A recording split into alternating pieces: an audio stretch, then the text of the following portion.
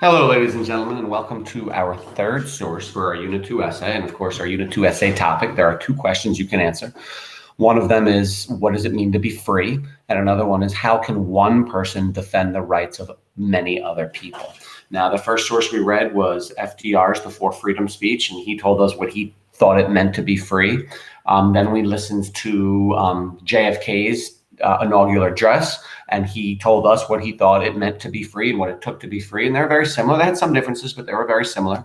Now we're going to read a speech by somebody very important and famous, somebody you've probably heard from before. Her name is Malala Yousafzai. She is a young girl from the Middle East who was shot in the head because she stood up against the Taliban and said, no, I'm going to go get educated. And you're not going to stop me, because we're going to find out through reading this that Malala believes that in order to be free, you need to be educated. And that in order to be free, everybody has to have the same chance of being educated. It's very similar to what JFK said, that in order to be free, you can't have people live in poverty. You have to give them chances and choices and, dreams that they can fulfill and things they can look forward to in their life. And that's the same thing with Malala and education, because how really can you, move forward in life if you're not educated? How are you going to better yourself? How are you going to better your economic situation, your social situation, make yourself happy and give yourself pride? And you do a lot of that through your education, by bettering yourself, by learning. So Malala believes, and you're going to see as we read this, that in order to be free, everybody needs a chance at education and a choice as well. So let's read. I'm going to read my background first. And we're going to, oh, by the way, I'm going to say this now. We're going to do the same thing for the speech at the United Nations. You are going to, and I'm going to show you right now, you are going to fill out the annotation sheet. You're going to give me 3 to 5 for today's reading. And then tomorrow's reading, you're going to do another 3 to 5, but that will be put onto the first read guide, and you'll do the other boxes. You know what I'm talking about. So for today, I will type in one quote, maybe two, probably just one to keep things going a little faster. You can, of course, copy my quote, pause it, copy it, make sure you're citing it correctly the way I am, make sure you're annotating it correctly. This quote clearly shows. Of course, I'm going to be pointing out other quotes, and I'll be telling you what paragraphs they're in, so you can choose those quotes as well. Or, of course, you can always choose quotes that you believe work better than the ones that I think, because remember, this is your essay, so it's what it means to you. So again, we're looking for quotes which will help us to answer the question, what does it mean to be free, or how can one person defend the rights of all others? Now, Malala is an excellent, excuse me, excuse me. Malala is an excellent example of someone who uses her voice to help other people. Now, she steps up. You're going to hear that she writes a book. She does this interview. So she provides you another example of how one person can fight for other people's freedom. Even though it's dangerous for her, she does it anyway. Or also you can go with what she says about just what it means to be free. So let's read it. Background. Excuse me. The Taliban emerged following the defeat and withdrawal of Russian forces from Afghanistan in the early 1990s. The Taliban's mission, excuse me, I apologize, everybody. Something stuck in my throat. The Taliban's mission is to restore its interpretation of strict Sharia or Islamic law, which calls for such things as banning music, covering the faces of all women, and forbidding school for girls. By the time Malala Yousafzai was growing up in northern Pakistan, the Taliban were a major force in her area. Okay. In the name of God, the most beneficent, the most merciful. Excuse me. Honorable UN Secretary General, Mr. Ban Ki-moon, respected President of General Assembly, Vuk Jeremic, Honorable UN Envoy for Global Education, Mr. Gordon Brown, respected elders, and my dear brothers and sisters. So this is Malala opening up her speech, and she's talking to all of these people, but really she's talking to the entire world. Please listen. Today it is an honor for me to be speaking again after a long time. Being here with such honorable people is a great moment in my life. I don't know where to begin my speech. I don't know what people would be expecting me to say.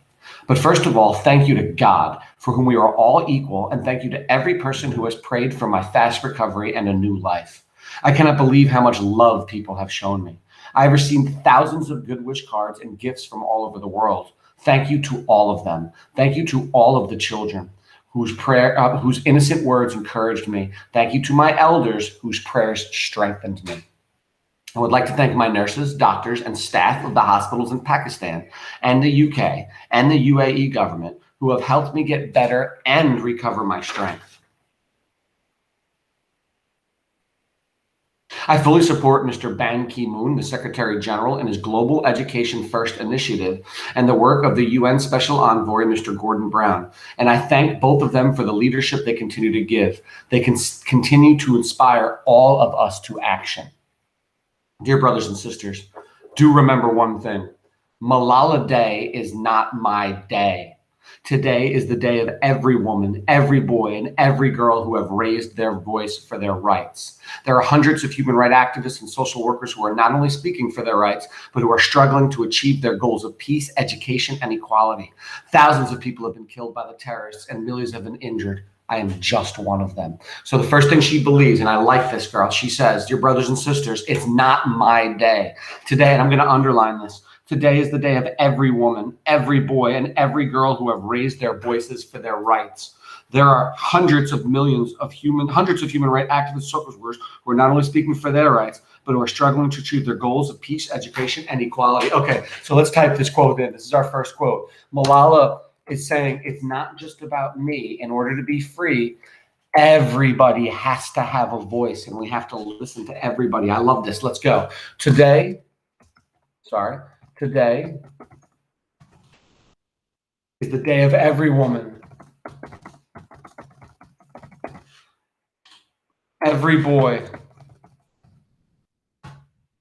and every girl. And every girl, pardon me, let's get this down correctly. And every girl who have raised their voices for their rights, who have raised their voices for their rights. This is such a good quote. So check this out. You can put the rest of it if you want. I'm not going to because I think this quote is enough, but you can write, there are hundreds of human rights activists, social workers who are not only speaking for their rights, but who are struggling to achieve their goals of peace and education and equality. So let's get this one down right now. Remember, I close my quotes. You know what? Actually, let's type that in. That's a very good quote. Why would I not? There are hundreds of human rights. Let's type this in correctly. Hundreds of human rights activists. Let's get this right. There are hundreds of human rights activists and social workers who are not only speaking for their rights, and social workers who are not only speaking for their rights, who are struggling. I think it's important to get this whole quote down because it's so important. Who are struggling to achieve their goals of peace, ACHIEVE, let's spell there, right? Their goals of peace, education and equality. Education and equality. Now, remember, when I finish a quote, I don't put the period down. I close my quotes, put a space, put the parentheses. What page did this come from? 310. And then after the parentheses, then I put my period. Because what I'm saying is the parentheses and the page number are part of that sentence. It's not part of her sentence, but it's part of my sentence because I'm quoting her. So this quote clearly shows, this is a great one, that Malala believes that in order to be free, people must stand up for their freedoms as well as for those who can't stand for themselves. A lot, actually, like FDR and JFK, who believed that you couldn't let people be taken over by other people, by bad people. Malala says everybody needs to stand up. Everybody needs to advocate for themselves, but also for people who need their help as well. Let's continue. Thousands of people have been killed by the terrorists and millions have been injured. I'm just one of them. So here I stand, one girl among many. I speak not for myself, but for all girls and boys. I raise up my voice, not so that I can shout, but so that those without a voice can be heard. Those who have fought for their rights. So listen to that one. I raise up my voice, not so that I can shout, so that my voice can be heard, so that those without a voice can be heard. Let's put that down as well. Quote number 2. I love this quote. Consider the following quote. It's a lot like the same quote, but it's important. I raise up my voice. I raise up my voice. Hyphen or dash. Where is it? Not so that I can shout. Not so that I can shout, comma, so that those without a voice can be heard. But so, not so that I can shout, but so that those, let's do this correctly, but so that those without a voice can be heard. Now remember, you guys and gals can copy and paste your sentences from the text right into here if you'd like, or you can type them in. But when you do, make sure you're typing them correctly. So that's the end of her quote. Remember, I don't put a period after the word heard. I put the quotation marks, then my parentheses. This is also from page 310. I close those quotes, and then I put my period. And this quote clearly shows that Malala believes people have to stand up for those people who cannot defend or stand up for themselves. You gotta love Malala. She's not worried about just herself. She's worried about everybody out there, especially those people who can't talk, who don't have a voice to speak for themselves, whether for whatever reason. So she's saying, everybody, please help everybody out who needs our help. I love that. Listen, those who have fought for their rights, their right to live in peace, their right to be treated with dignity, their right to equality of opportunity, and their rights to be educated. Guys, I'm going to circle and underline all of paragraph 13. Listen, Malala, I would say this, consider the following quote, those who have fought for their rights, she believed, and then I would put these quotes, right? Their right to live in peace, 1, their right to be treated with dignity, 2, their right to equality of opportunity, 3, and their right to be educated, 4. So this quote clearly shows that Malala believes that people have these 4 rights, and that's what they need to be free. They need to live in peace. They need to be treated nicely and with dignity. They need to have equality of opportunity, which means they can't be stuck in poverty, which is also something JFK said, and their right to be educated, that everybody, in order to be free, you need to be educated. So those right there are some great quotes. I would put that down as quote number 3, all of paragraph number 13. And you can say this quote clearly shows that Malala even lists out what she believes people deserve in order to be free. Dear friends, on the 9th of October 2012, the Taliban shot me on the left side of my forehead. They shot my friends too. They thought that the bullets would silence us, but they failed. And then out of that silence came thousands of voices. The terrorists thought that they would change my aims and stop my ambitions, but nothing changed in my life except this.